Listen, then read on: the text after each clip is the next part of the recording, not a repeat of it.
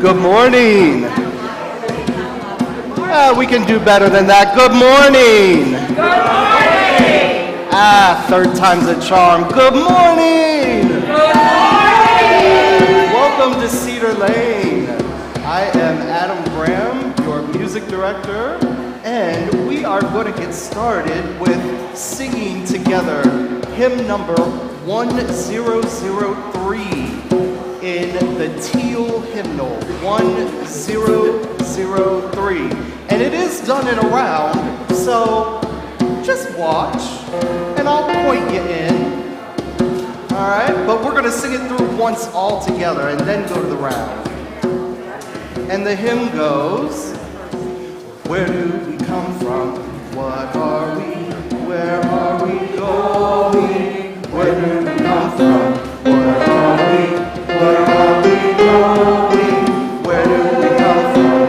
What are we? Where are we going? Where do we come from?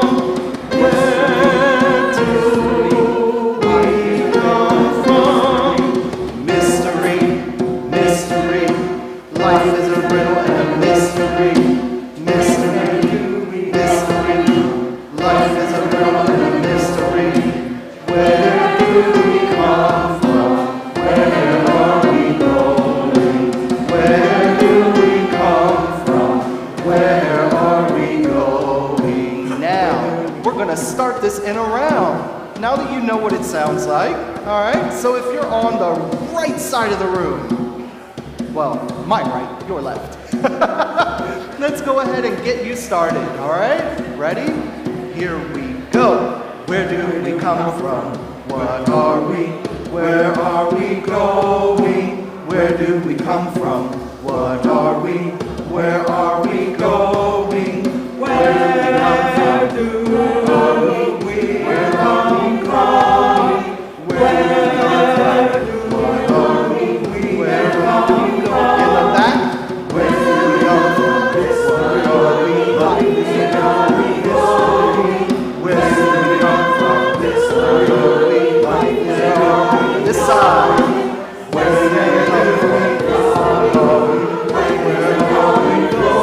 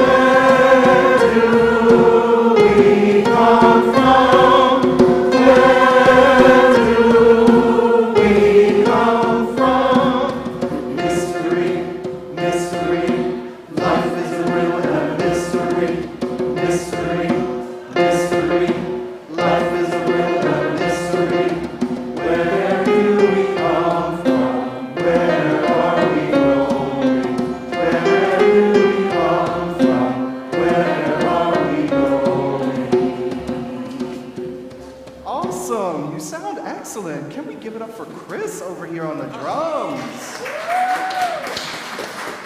And Dr. Jasmine Lee on piano. Now, our next hymn, if you'll join me, it's number 100 in the gray hymnal.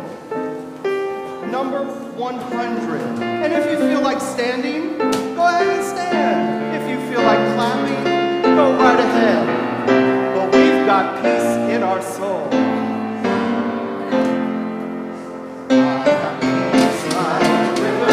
I've got peace like a river. I've got peace like a river in my soul. I've got peace like a river. I've got peace like a river. I've got joy like a fountain.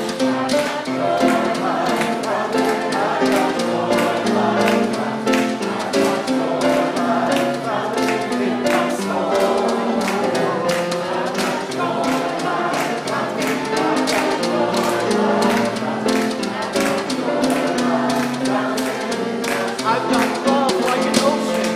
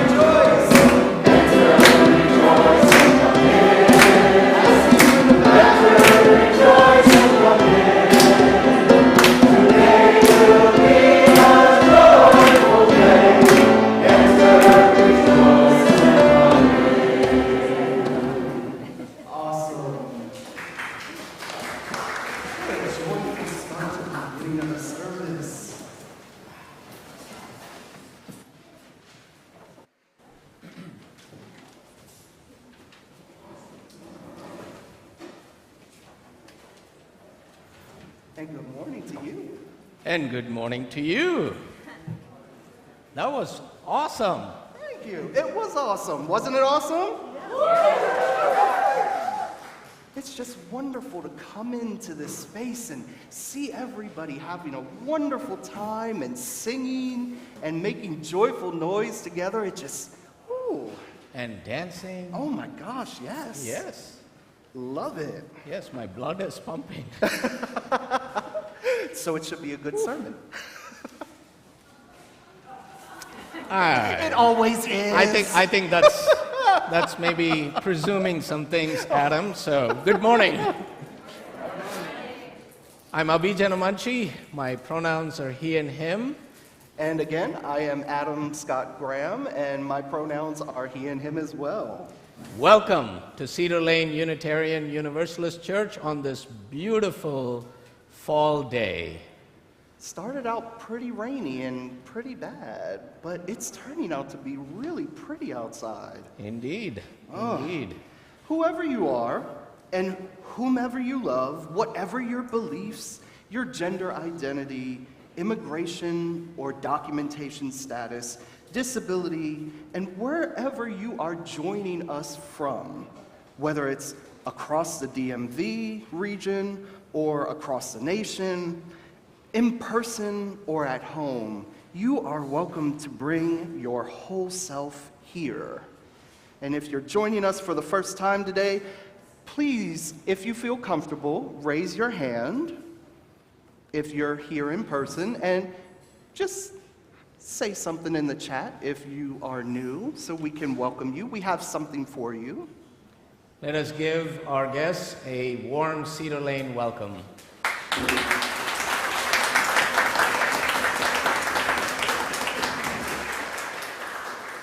Thank you for taking the time and taking the risk to join us for worship today. And if you have been attending for a while and are interested in joining our religious community, please reach out to my colleague, Reverend Ali, who is right now leading Children's Chapel and will be here later in the service. Sounds about right. Our pastoral visitors are an extension of our ministry team. Carol Rogentine is our pastoral visitor in person here today. We also have other pastoral visitors who are present and both here and online. And if you have a pastoral concern or an issue, they are available to be present with you. Thank you for your ministry. And as always, we do have a few announcements. But they're good announcements. They really are. But we'll let people judge that. Oh. Yeah. I think they're good. The first one, you may see some cameras here. You want to tell us about these cameras? So we are delighted to welcome Vivian Howe and Vivian's team, some of whom have traveled all the way from California and also from American University. Vivian, Martina, and Alex are here with us.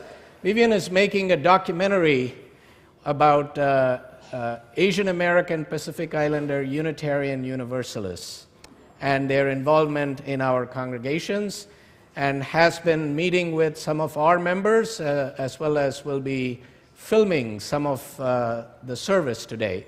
So let us welcome Vivian. Thank you so much for being here. And if you are not comfortable being filmed, you are welcome to move to this side of the sanctuary, and they will ensure that you are not caught in candid poses in this beautiful documentary. We also have some other announcements, don't we? We do. Now, we love one another here, right? And we care for each other a lot here at Cedar Lane, definitely. I know I've felt that since I've been here just a few short months. But one of the things in that is that we want to care for your safety. And this is the first time we're doing this since we've been back in the space since COVID. But we need to do a fire drill today. That's right. A fire drill. Now, how many of you have been through fire drills in other oh, there you go. So you're all experts and veterans. Pros. Yeah. So there are going to be some wheelchairs accessible for you in the back if you need them, and I think in the lounge. That's right. We have a million doors here and windows, but please don't go out of them. We're going to ask when the fire drill happens, which, spoiler alert, it'll happen after the postlude. At the end of the service, we ask kindly, don't go grab your coat.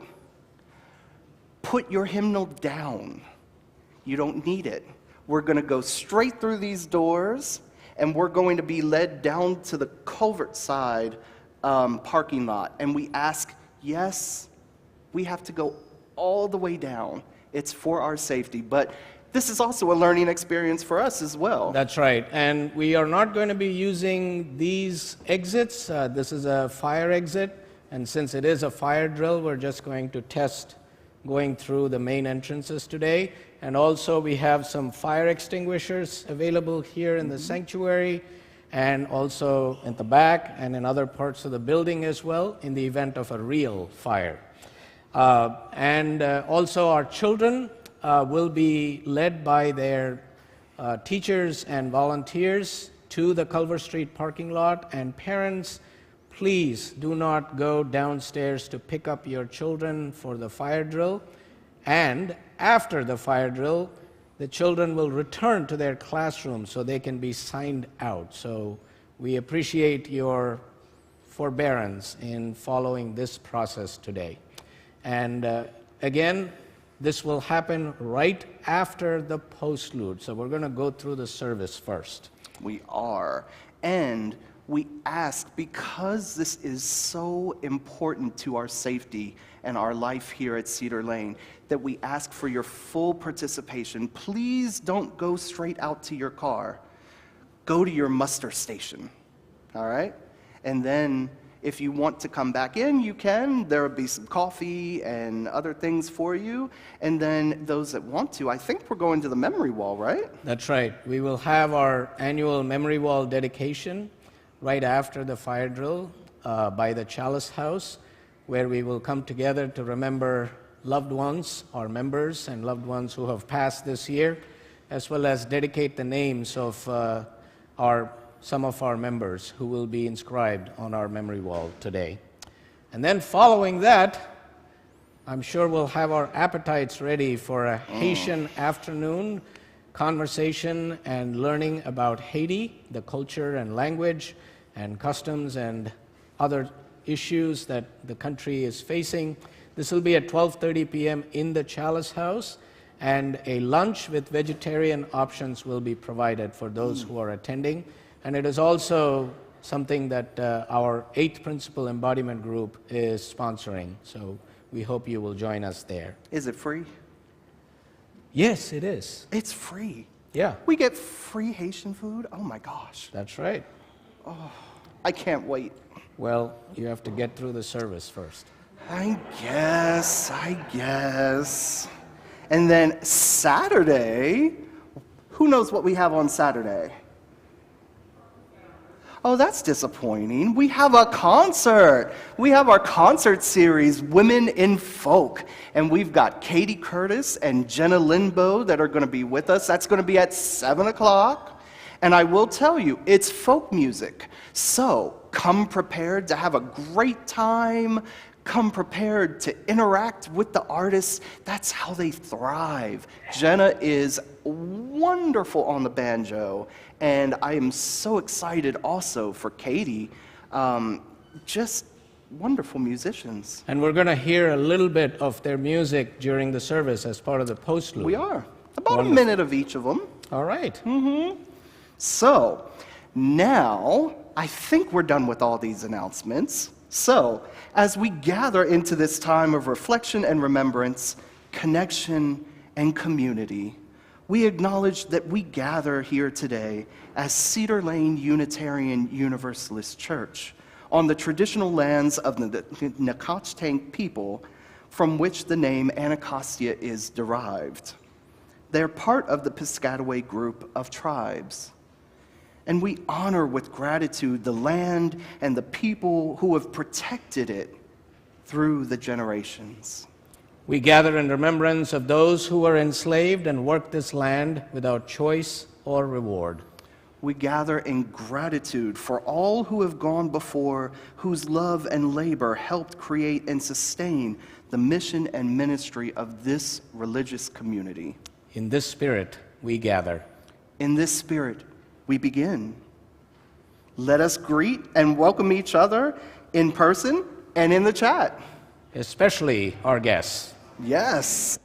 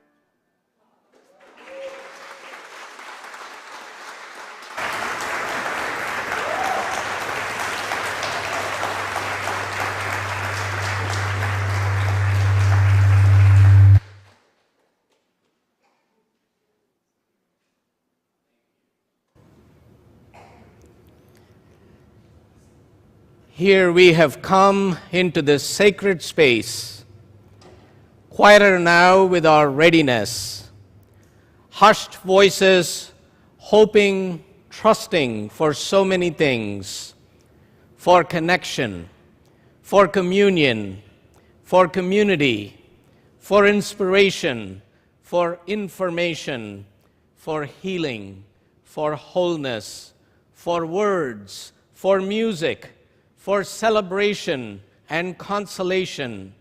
Here we have come into this space made sacred by our presence and the presence of the Holy, in which we live, move, breathe, and have our being, bringing all of who we are. Let us be willing, however we are changed. Come, Let us worship together.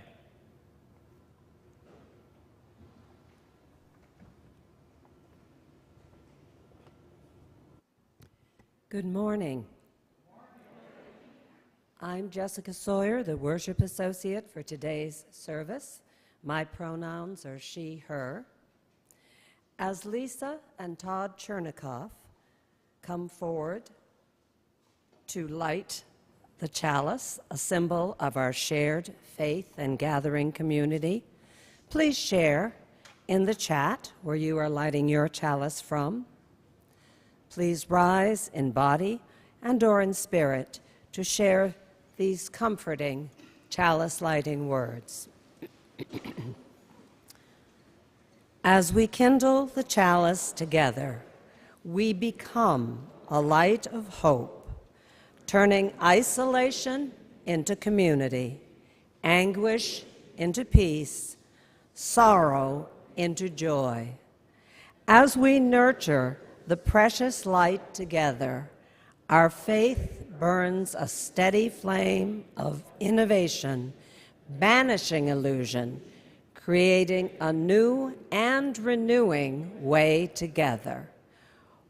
Whether we turn this world from bleak to bright, one flame, one fire, one light at a time.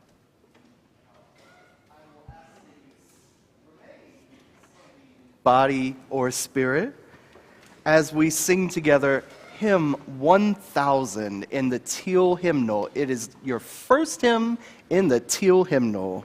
Morning has come.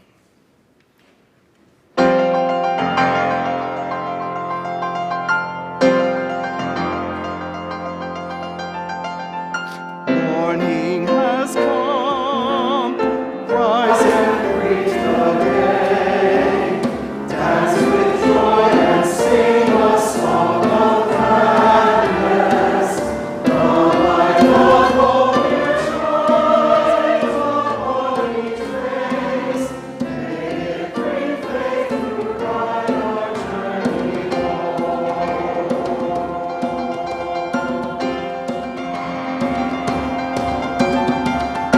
A new day dawns, once more the gift is given. Wonder fills this moment shared together. The light of peace here shines upon each face. May it bring faith to guide our journey home.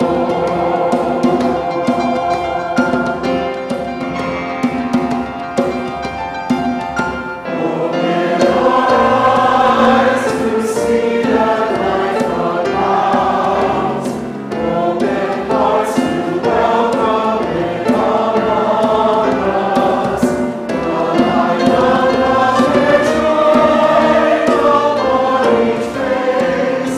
May it bring faith to guide our journey home.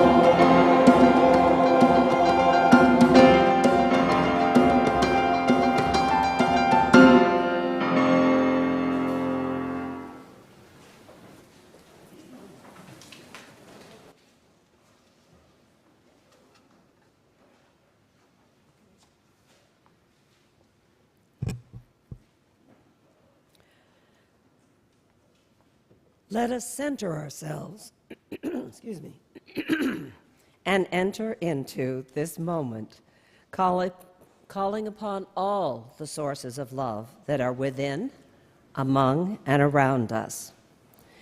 We gather in sacred space, across time and space, a sanctuary amid the many challenges of life, a center from which we may gather strength to face these challenges with courage and hope, faith and love. Within our Cedar Lane community, we offer congratulations to our own Reverend Dana Edwards. Dana received the Barbara Marshman and Ann B. Fields Scholarship Award from the UUA in recognition of her religious education ministry and graduate study. We send you can applaud, absolutely. We send wishes of health and healing to Linda Giannessi. We hold Linda and Leonard Giannessi in our hearts and prayers while Linda finishes her chemo and radiation therapy at Sibley Hospital. No calls, please, but she would love to get cards. We will gather for a celebration of life service for Elsie Durland next Sunday, November 13th at 2 p.m. in the sanctuary, with a reception to follow immediately.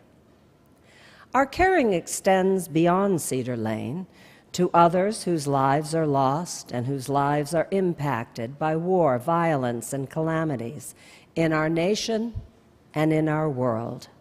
May these friends of ours, our companions in the world, and all the joys and sorrows we hold in our hearts be held in the embrace of meditation and silence.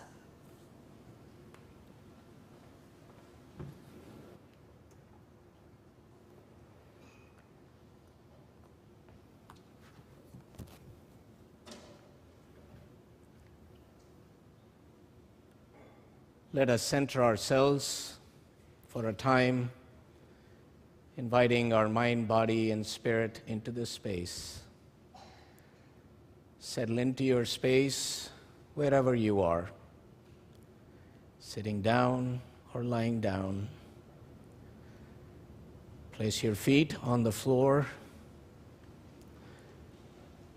and allow your body to relax with a deep breath, breathing in through your nose, holding it for a moment, and breathing out through your mouth. Breathing in, breathing out. Breathing in, breathing out.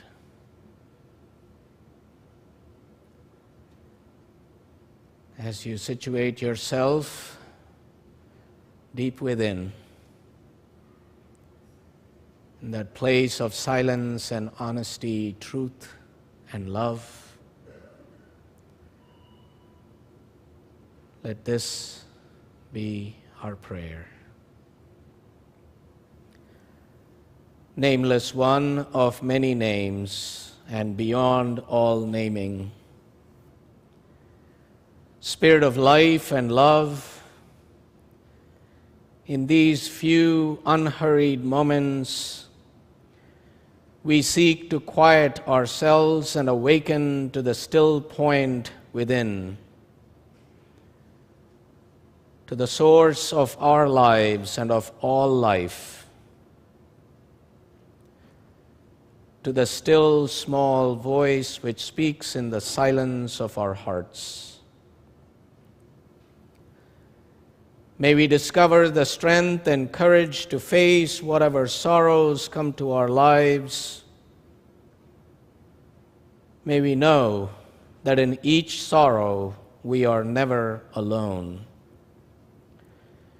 May we find the openness and receptiveness to experience whatever joys come to our lives. May we know that in these joys we are also never alone. May we see, when we look into the eyes of those around us, not our own desires or fears, but the soul which shines forth, that we may meet it with integrity and compassion.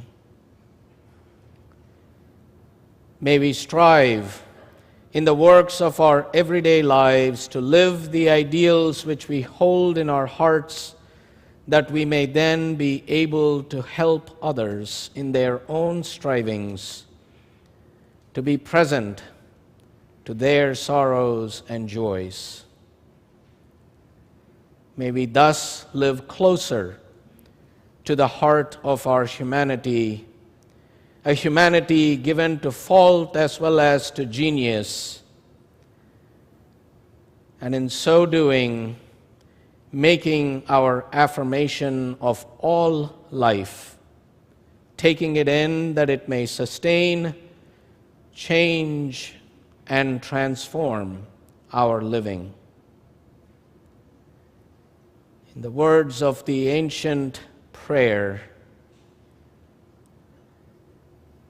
we pay homage to the Blessed One, the Transcendent One, the Perfected One, who teaches us that the only constant in life is change, that all life is impermanent.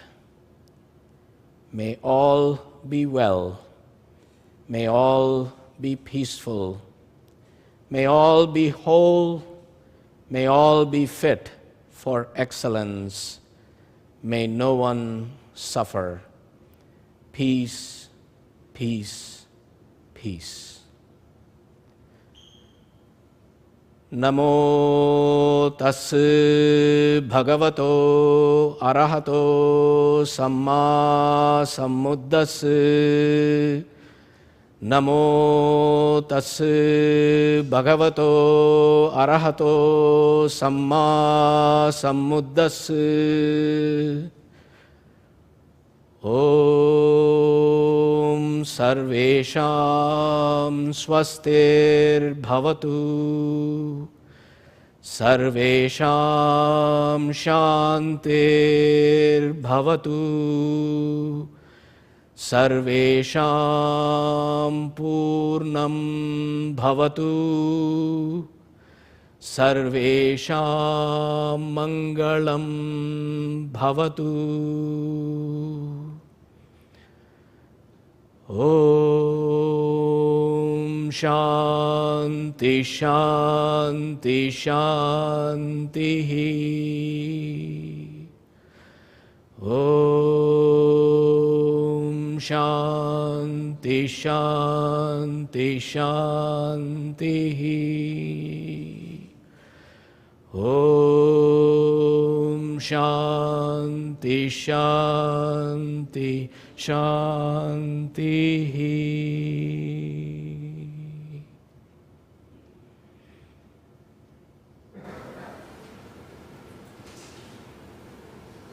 As we enter the silence together, those mourning a loss or marking the anniversary of a loss are invited to rise in body and or in spirit in the sanctuary and speak their names into the silence or post their names in the chat.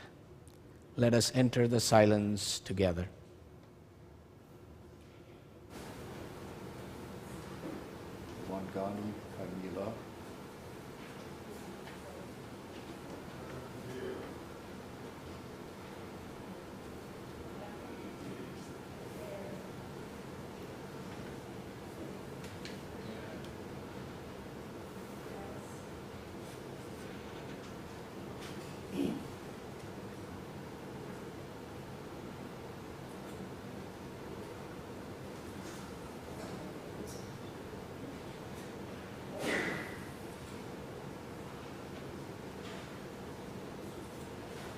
May it be so.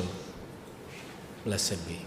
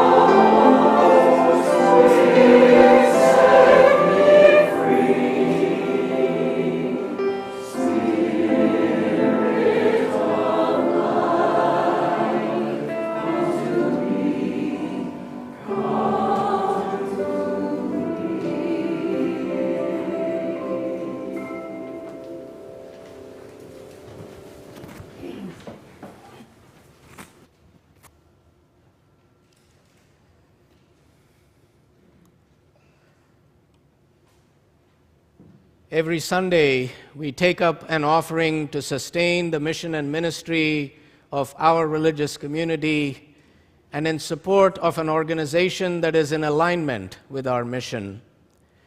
The offering is a visible, symbolic, and real commitment that we choose to offer out of our own free will to our beloved community. It demonstrates not only our commitment to this faith, our religious community, it also demonstrates our willingness to share of our gifts to bless the world. Today's Share the Plate offering will support Action in Montgomery, AIM. Cedar Lane is a founding member of AIM here in Montgomery County. For over 20 years, we have partnered with other faith communities and organizations in our county to bring more justice and equity into the lives of people, especially those living in the margins. AIM has provided leadership in organizing efforts to provide more affordable housing, to really focus on educational programs that support children after school, and to create pathways by which all people are able to find ways to live and work and be engaged here in Montgomery County. AIM does all this work in a multicultural, multi-faith, and multi-generational and intersectional way. And so, AIM's mission is believing in the ability of all people to take leadership and transform their own communities. And it is to that mission and the mission of Cedar Lane to explore the eternal, nurture community, and build a more just world.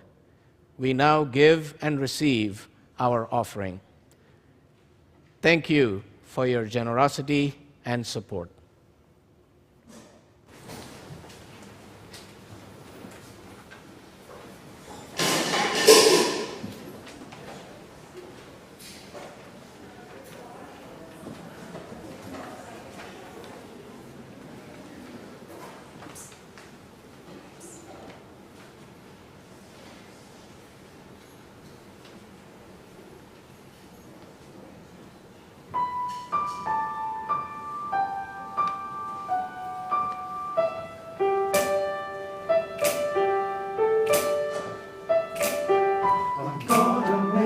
Change for once in my life. It's gonna feel real good, gonna make a difference, gonna make it right. As I turn up the collar on my favorite winter coat, this wind is blowing my mind.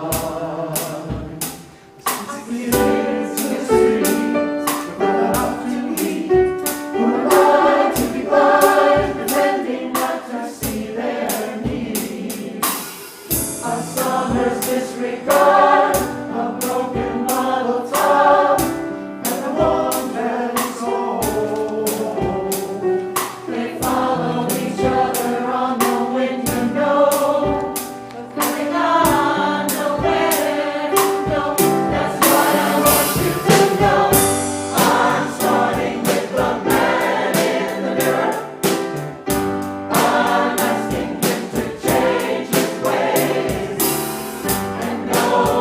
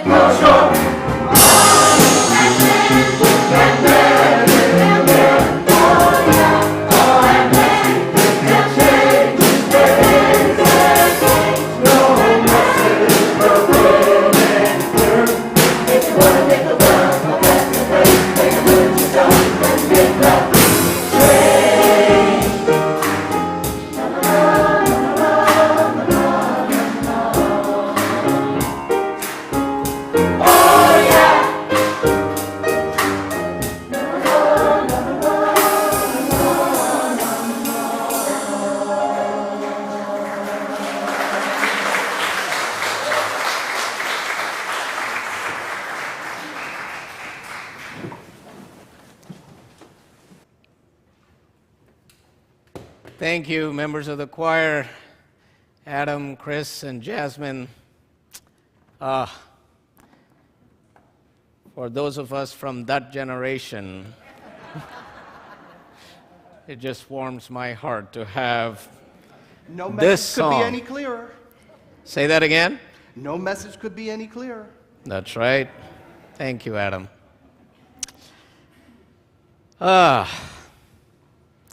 So how many Unitarian Universalists does it take to change a light bulb? I'll get to that. An undetermined number. We choose not to make a statement either in favor of or against the need for a light bulb. However, if on your own spiritual journey you have found that light bulbs work for you, that's awesome. You're invited to form a ministry team, write a poem, or compose an interpretive dance about your bulb for an upcoming Sunday service, during which we will explore a number of light bulb options and traditions, including incandescent, fluorescent, three-way, long life, halogen, tinted, smart bulb, LED, all of which are equally valid paths for luminescence. How many Unitarian Universalists does it take to change a light bulb? Why would anyone want to change a light bulb? How many Unitarian Universalists does it take to change a light bulb, especially Unitarian Universalist therapists? Only one. But it is the light bulb that has to really want to change.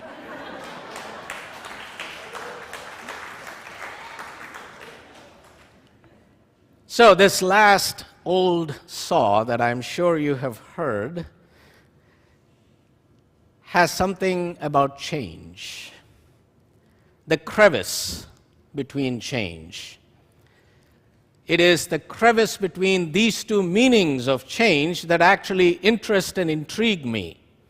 You know, change, an unexpected departure from our habitual life and expectations, arising from events apparently external, apparently unwilled, that require of us change, transformation, the movement away from what we were to what we are becoming. And the way we deal with our personal changes affects how we approach or avoid or deny working toward social change or congregational change. So how we approach the personal does affect the spiritual, the social, and the political. I believe that if we encounter our individual challenges and changes consciously, we can learn, cultivate how to work on social change or congregational change differently, even without knowing how that change will look, without demanding that it occur to our specifications and on a certain schedule. You see, change is all around us. Change is right here in this sanctuary. I'm standing on the other side of the chancel today, preaching. How many of you noticed that change? Yeah, how many of you were freaked out by that change? I'm sure. Yeah. That is the Cedar Lane way, right? It is there. Oh, I have to digress for a moment. I just remembered this joke that a colleague of mine told me when I was serving in Florida. I was in preliminary fellowship, and he was a wonderful, wonderful mentor and guide, Jack Donovan, bless his heart. So Jack shared this story about a minister who got fired from their congregation because they took issue with the pulpit being moved from the middle of the chancel off to a side because the congregation wanted to place not the flowers, the piano in the middle of the chancel because it was donated by a matriarch that they wanted to honor. And so this colleague left and then returned a few years later and had lunch with his successor. And they had a nice lunch, and his colleague invited him back to the church to just, take a look at the building. And then they walked into the sanctuary, and lo and behold, what did he see? The pulpit was back in the middle, and the piano was off to a side. And the senior colleague looked at him and said, "How on earth did you manage this? You know I got fired because I tried to keep the pulpit in the middle." Well, this colleague smiled and he said, "I moved the pulpit a few feet every year."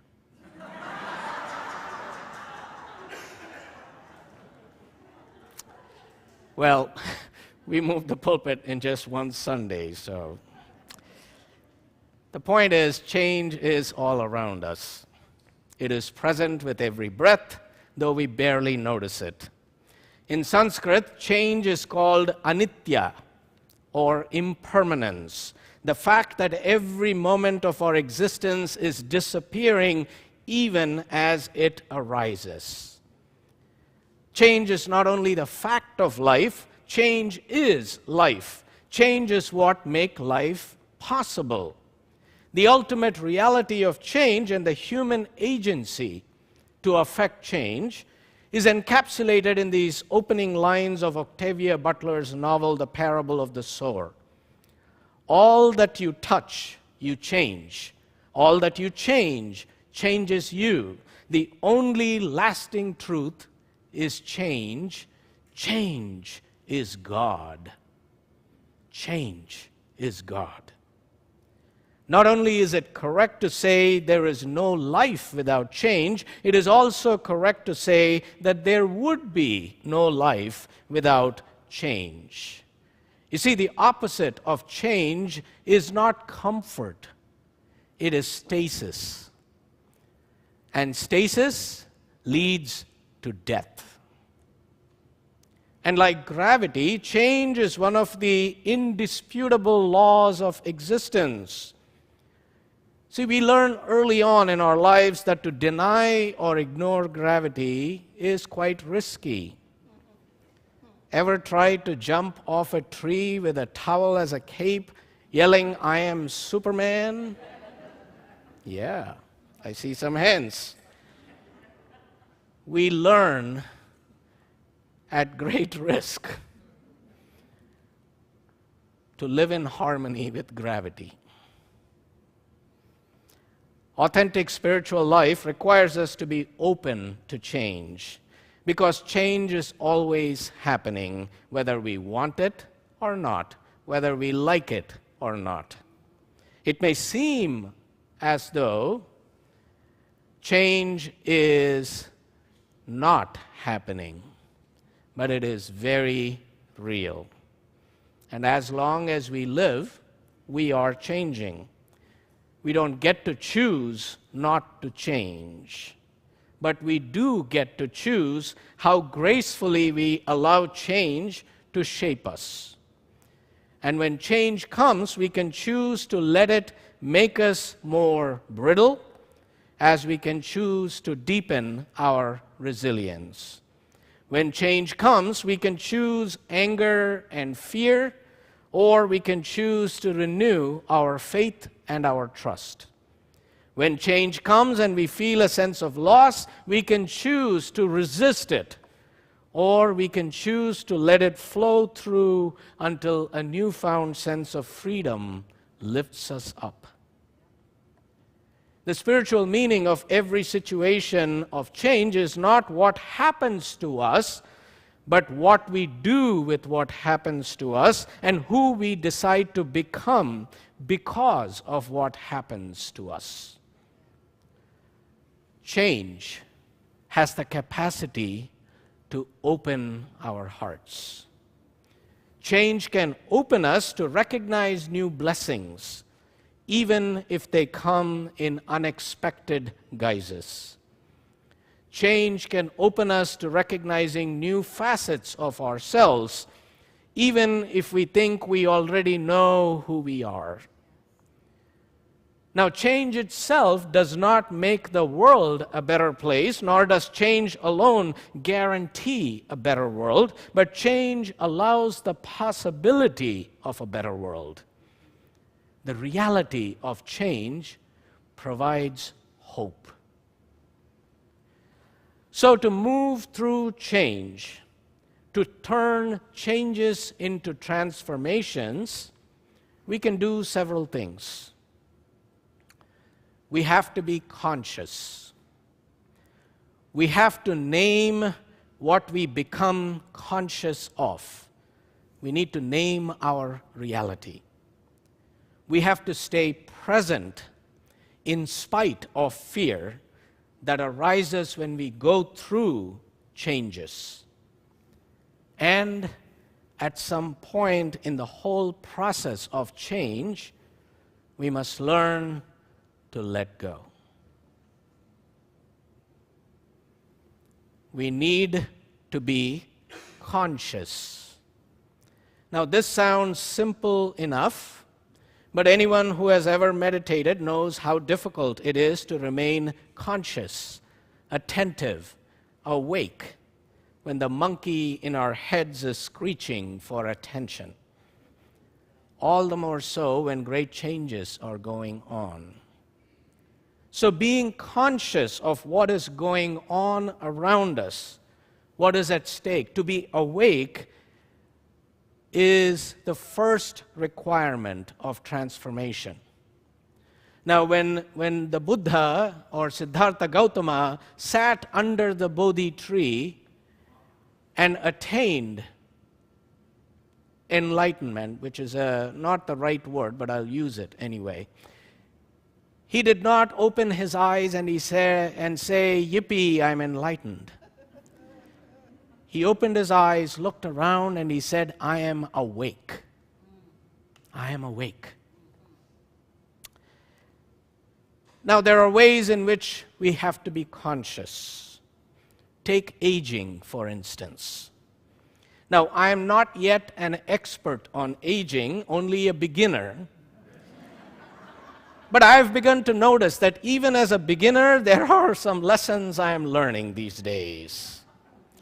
For example, my body does not forgive excesses as easily as it once did.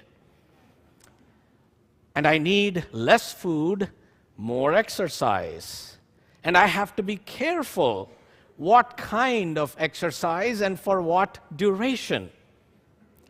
And then all kinds of stuff happens to my body these days that never happened before.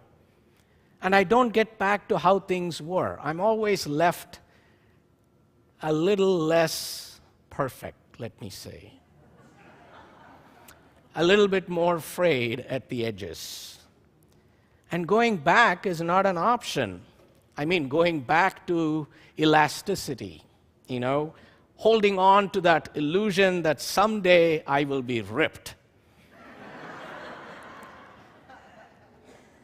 I have become more conscious now, or I am becoming more conscious in a different, more accepting way that things are not as they were and they never will be. Now, this is also true for many other changes in life. Welcoming a child into our lives, experiencing the death of a loved one, realizing a relationship has gone cold, getting a diagnosis that asks us to become immediately conscious of not only the limits of endurance, but of our life itself. All of these changes require of us to be conscious in ways, to be attentive in ways we have not been conscious before. Which brings me to the second thing needed for transformation, which is naming what is true. Naming our reality, even when we don't feel like it or don't want to see it. In his book, Faces at the Bottom of the Well, Derek Bell puts forth the belief that systemic racism in our country is a given. It is not going away. It will not yield, not to demonstrations, not to the proclamation of national holidays, not to the election of a black president or vice president, not to an increasingly sophisticated analysis or workshops or listening sessions. He writes, even those Herculean efforts we hail as successful will produce no more than temporary peaks of progress, short-lived victories that slide into irrelevance as racial patterns adapt in ways that maintain white supremacy. This is a hard-to-accept fact that all history verifies. Woof! Depressing. Right? Now, we should not take all this as a lesson that teaches us to do nothing, because nothing is going to change the reality of systemic racism, or do nothing to address the deep systemic racial and economic injustice that we have in our nation. Because a sentence later, Bell writes, we must acknowledge it not as a sign of submission, but as an act of ultimate defiance. I think what Bell means here is that to face and name the truth, and yet live resiliently in the face of the truth, is an act of ultimate defiance. To quote Bell again, we identify with and hail as a hero the person willing to face even death without flinching. Why? Because while no one escapes death, those who conquer their dread of death are free to live more freely. So to move through change to transformation, we must name our reality. And the third thing required of us is to stay present in spite of fear. Now, how often have we been in an argument with the person we love the most in the world, the one to whom our past and destiny are tied, and we think, this is it. We will not survive this anguish. Our life together must certainly end here. And sometimes that is exactly what happens. And sometimes, while staying present in the midst of that anguish, something shifts. Something becomes possible.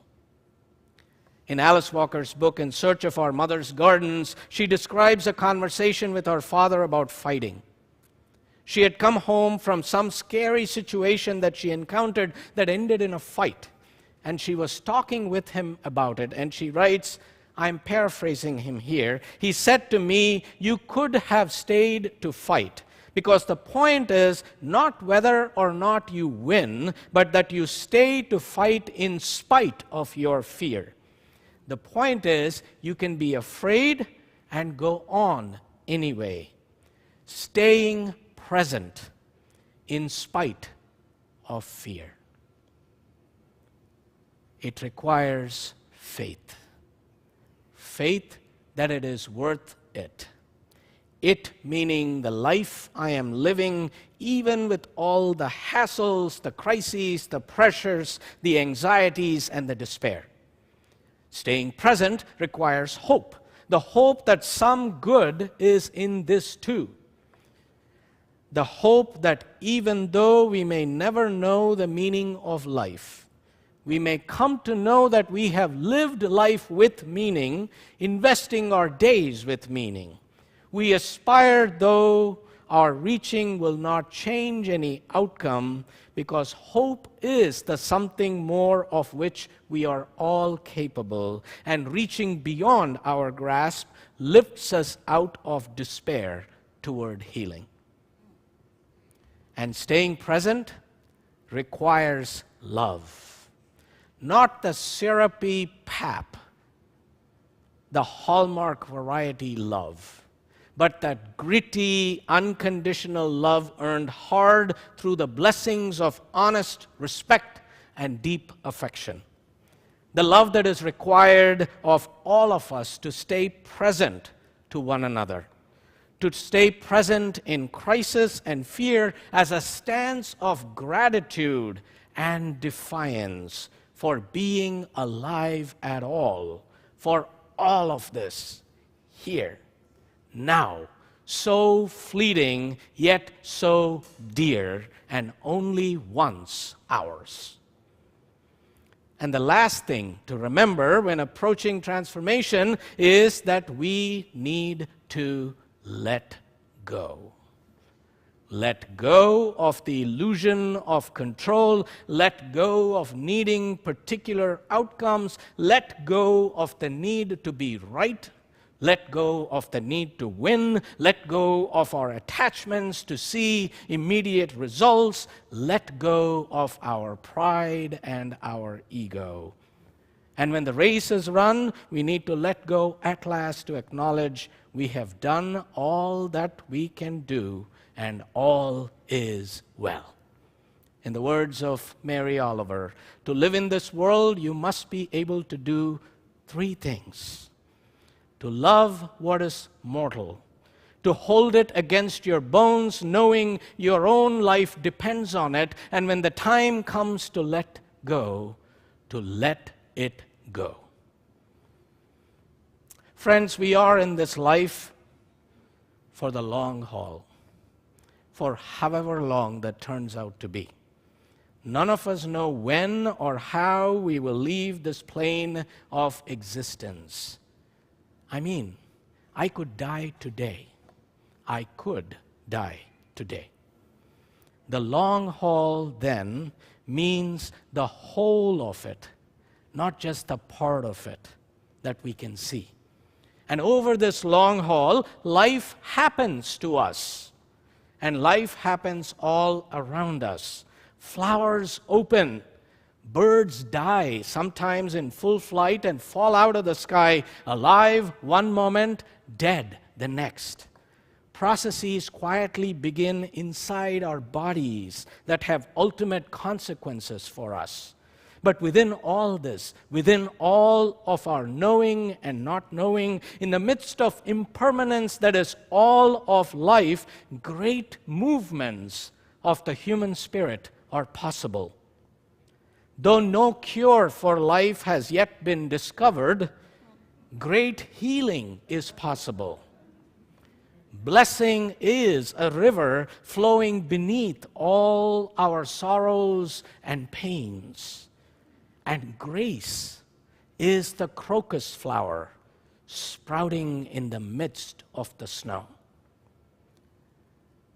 All of this is to say, we may be buffeted by life's cruelty and persistent oppression, bounced and trounced by the dawning understanding that our existence has a limit and the lives of those we love have limits, that injustice, oppression, prejudice will not be eradicated in our lifetime, and that we will hold our light aloft and not even see how far it has shined, not even know what soul made it safely with our brief candle, and feel battered that we may curse life and turn our back upon living it with fullness.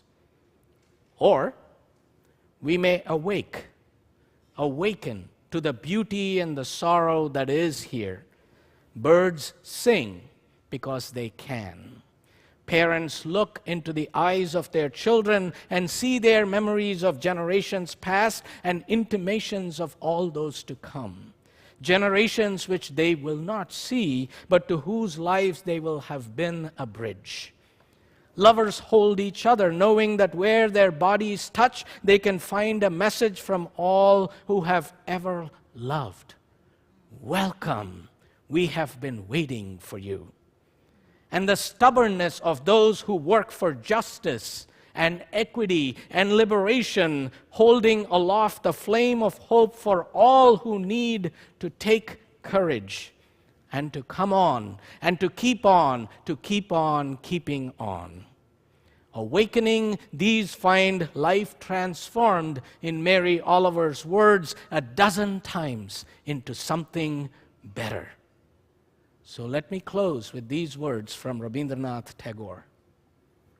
Is it beyond thee to be glad with the gladness of this rhythm, to be tossed and lost and broken in the whirl of this fearful joy?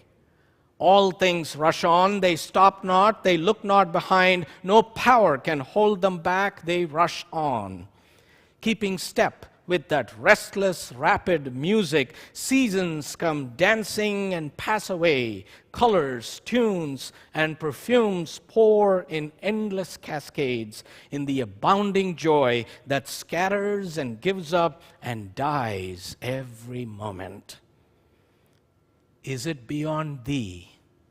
Is it beyond us to be glad with the gladness of this rhythm? I say, Amen. And the people say, Amen. And shall we sing Amen? No. In that case, let us rise in body and or in spirit to sing hymn number 1020, Voyaya, in the teal hymnal. The words will also be on screen.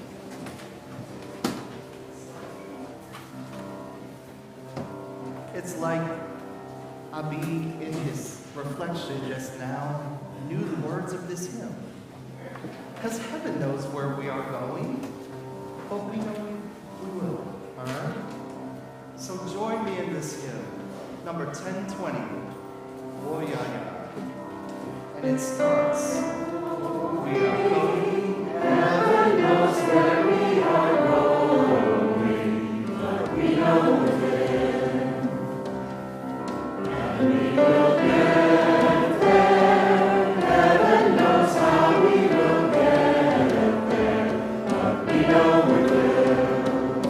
It will be hard, we know, and the road will be muddy and rough.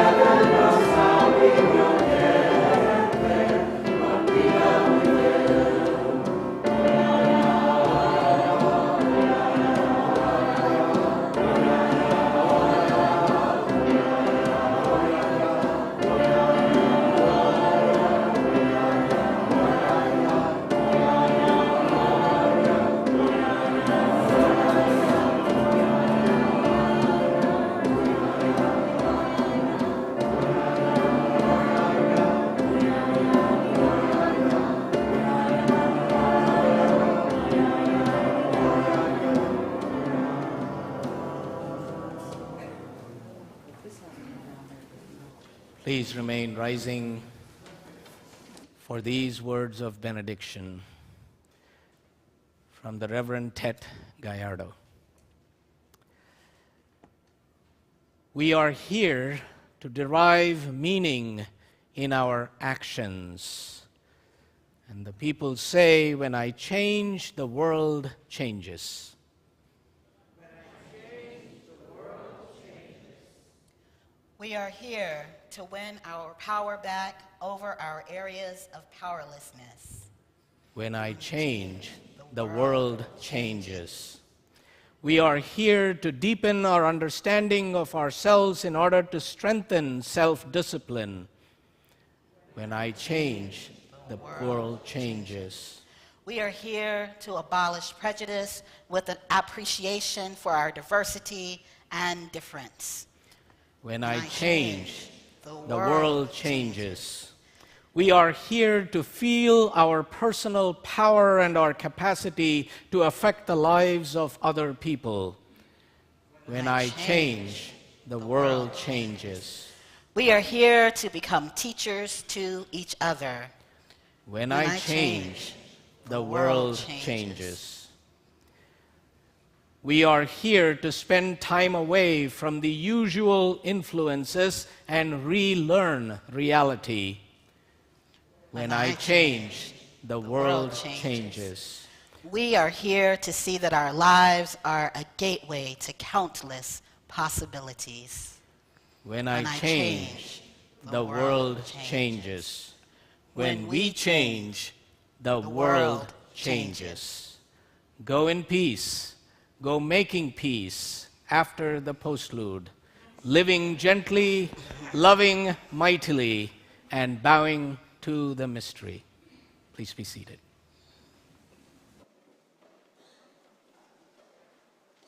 You are tough, army boots and china cups. You still think you're not enough for someone else. You fall in and you fall out of doing things that you're not proud of. Still trying to learn how to love yourself. You are fact and you are fiction, searching for the piece that's missing. Still thinking that you need some fixing up. You are joyful and you're jealous in the rain without umbrellas, looking for someone to tell you that you are